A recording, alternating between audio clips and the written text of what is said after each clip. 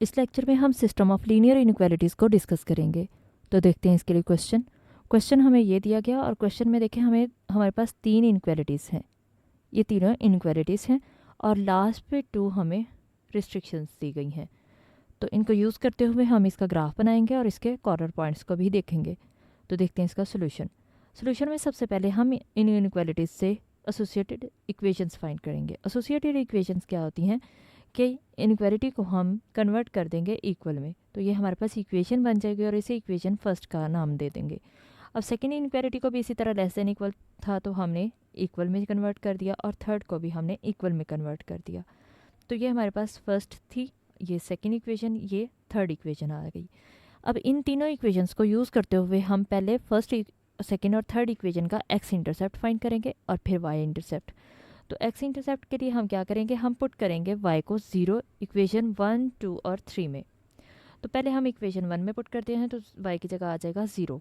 तो 3 इंटू 0 0 होता है, एक्स प्लस 0 एक्स आ जाएगा। तो एक्स की वैल्यू कितनी आ गई 15। अब हम इसका पॉइंट लिख लेंगे तो पॉइंट क्या आएगा 15 इंटू 0। अब हम सेकेंड इक्वेशन में भी इसी तरह पुट करेंगे तो सेकेंड इक्वेशन में जहाँ पे y आ रहा है वहाँ पे 0 आ जाएगा। तो 2x प्लस 0 2x ही होता है। अब 2 यहाँ पे देखें कि मल्टीप्लाई हो रहा है, इक्वल की दूसरी साइड पे जाएगा तो डिनोमिनेटर में आएगा। तो डिनोमिनेटर में क्या आ जाएगा 2। 12 डिवाइडेड बाई 2 कितना हो गया 6। ये इसका आंसर आया।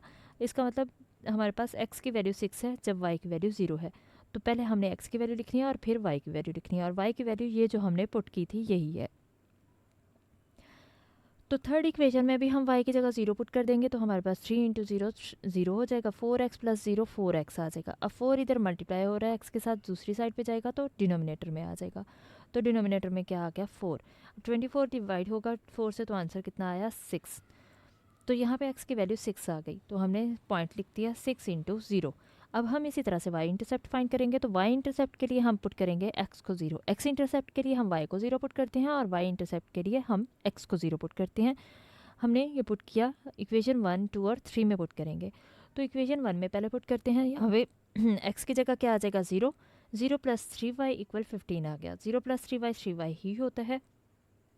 तो ये 3 इधर मल्टीप्लाई हो रहा है, जब इक्वल की दूसरी साइड पे जाएगा तो डिनोमिनेटर में आ जाएगा। तो इसलिए 15/3 हमारे पास 5 आ गया।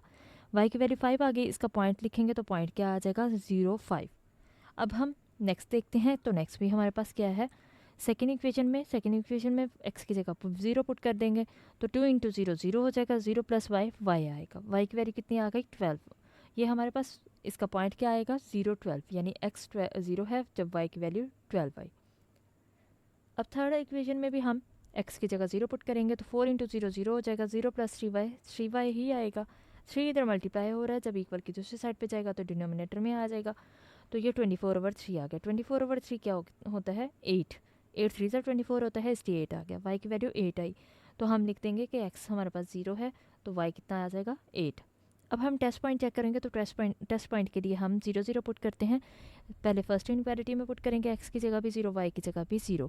तो ये कितना आ जाएगा 0 प्लस 3 इंटू 0। 3 इंटू 0 0 होता है। 0 प्लस 0 कितना हो गया 0। 0 लेस देन 15 आ गया। तो ये ट्रू है क्योंकि 0 छोटा होता है 15 से। तो इसलिए हम लिख देंगे कि इस इनक्वालिटी का ग्राफ क्या होगा, will be towards the origin side, के ओरिजिन साइड पे ही बनेगा। अब हम पुट करेंगे सेकेंड इनक्वालिटी में भी 0 0 x की जगह और y की जगह। तो सेकेंड इनक्वालिटी में हमारे पास क्या आएगा 2 इंटू 0 प्लस 0। तो ये 2 इंटू 0 0 हो जाएगा। 0 प्लस 0 0 हो गया। 0 लेस देन 12 आया। तो 0 लेस देन 12 इसका मतलब ये ट्रू हो गया। तो इसका मतलब हमारे पास ये भी, इसका ग्राफ भी टूवर्ड्स द ओरिजिन साइड होगा।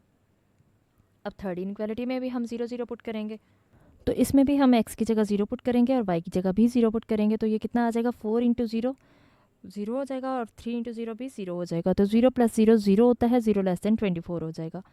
तो इसका मतलब ये भी ट्रू है कि 0 छोटा होता है 24 से। तो ये हमने कहा कि ये भी ट्रू है। अगर ये ट्रू है तो इसका ग्राफ भी, इस इनक्वालिटी का ग्राफ भी टूवर्ड्स द ओरिजिन साइड होगा।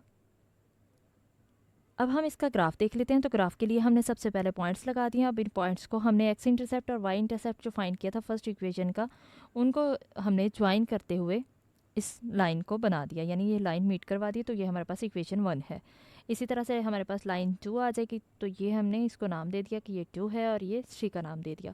अब यहाँ पे हमने ऑब्जर्व किया था कि सारे जो हमारे पास टेस्ट पॉइंट आए थे उसमें तीनों इनक्वालिटीज़ का ग्राफ ओरिजिन साइड पे होना था, यानी हमारे पास तीनों इनक्वालिटीज़ ट्रू थी और तीनों का ग्राफ ओरिजिन साइड पे बनना है। इसका मतलब कि हमारे पास जो शेडेड एरिया आएगा वो सारा ओरिजिन वाला साइड वाला होगा। तो यहाँ पे देखें कि जहाँ पे लाइंस एंड हो रही हैं वो हमारे पास कॉमन एरिया होगा। तो यहाँ पे लाइन कहाँ पे एंड हो रही हैं, ये हमारे पास, क्योंकि ये ओरिजिन है तो ओरिजिन वाली साइड पे जो लाइंस एंड हो रही हैं तो ये हमारे पास शेडेड एरिया होगा।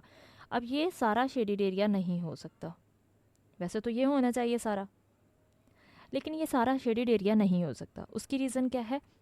उसकी रीज़न ये है कि हमारे पास x और y रिस्ट्रिक्शंस दी गई हैं कि x भी पॉजिटिव है और y भी पॉजिटिव है। इसका मतलब कि हम जस्ट वो एरिया लेंगे जो क्वाड्रेंट फर्स्ट में होगा, क्योंकि x पॉजिटिव y पॉजिटिव दोनों क्वाड्रेंट फर्स्ट में होते हैं, इसके अलावा किसी क्वाड्रेंट में दोनों पॉजिटिव नहीं होते।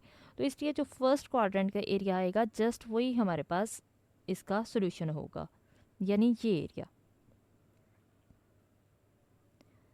इसका मतलब ये एरिया हमारे पास जो ग्रीन लाइन से शो करवाया गया ये हमारे पास इसका फिजिबल रीजन होगा। तो इस रीजन में देखें कि हमारे पास जो पॉइंट्स आ रहे हैं वो कौन कौन से हैं।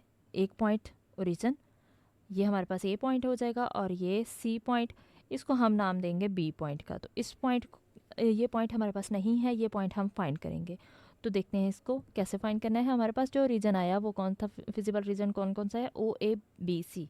तो इसके लिए हमारे पास कॉर्नर पॉइंट्स ये तो हम जानते हैं कि मौजूद हैं। तो बी फाइंड करने के लिए हम इक्वेशन 2 और इक्वेशन 3, इक्वेशन 1 और इक्वेशन 3 को यूज़ करेंगे। अब इक्वेशन 1 और 2 को भी यूज़ कर सकते हैं, मैं यहाँ पे इक्वेशन 1 और 3 को यूज़ कर रही हूँ क्योंकि मुझे वो ज़्यादा ईजी लग रही थी, कि उनको सॉल्व करना ज़्यादा ईजी था।